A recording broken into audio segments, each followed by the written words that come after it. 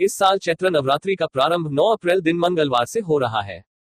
नवरात्रि के प्रथम दिन कलश स्थापना करते हैं और मां दुर्गा के प्रथम स्वरूप मां शैलपुत्री की पूजा करते हैं। नवरात्रि में कलश स्थापना का विशेष महत्व है। इसके बिना नवरात्रि के 9 दिनों की पूजा पूर्ण नहीं मानी जाती है। ये कलश पहले से लेकर 9वें दिन तक रखा जाता है और दशमी के दिन उसका विसर्जन करते हैं। अब प्रश्न यह है कि नवरात्रि में कलश स्थापना क्यों करते हैं। काशी के ज्योतिषाचार्य चक्रपाणी भट्ट से जानते हैं कि नवरात्रि में कलश स्थापना का महत्व क्या है। चैत्र नवरात्रि में कलश स्थापना की विधि और मुहूर्त क्या है। सनातन धर्म में कलश को मातृ शक्ति, त्रिदेव, त्रिगुणात्मक शक्ति का प्रतीक माना जाता है। उसमें ब्रह्मा, विष्णु, शिव के अतिरिक्त सभी देवी और देवताओं का वास होता है। चैत्र नवरात्रि की पूजा से पूर्व कलश स्थापना करते हैं, इससे ये सभी देवी और देवता उस पूजा और व्रत के साक्षी बन जाते हैं। कलश स्थापना के समय उनका आह्वान करके उनको स्थान देते हैं, फिर आदिशक्ति मां दुर्गा का आह्वान करते हैं और उनको मूर्ति स्थापना करके पूजा प्रारंभ करते हैं। कलश को तीर्थ का भी प्रतीक मानते हैं।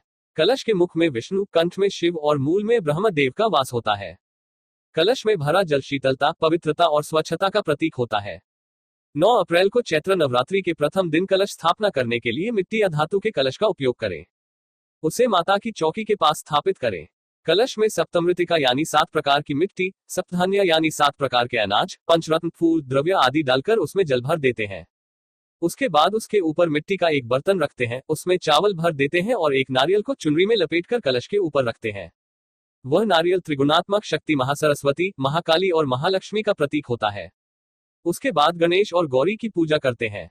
फिर मां दुर्गा का आह्वान करते हैं। 9 अप्रैल को कलश स्थापना का शुभ मुहूर्त सुबह 06:02 से प्रारंभ है, जो सुबह 10:16 तक रहेगा।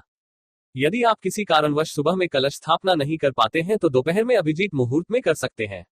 उस दिन का अभिजीत मुहूर्त 11:57 से 12:48 तक है। कलश स्थापना करने के बाद आप मां शैलपुत्री की पूजा करें। मां शैलपुत्री आदिशक्ति का प्रथम स्वरूप है। पौराणिक कथाओं के अनुसार देवी सती के आत्मदाह के बाद आदिशक्ति ने महाराजा हिमालय के घर पुत्री के रूप में जन्म लिया। वे शैलपुत्री के नाम से जानी गई।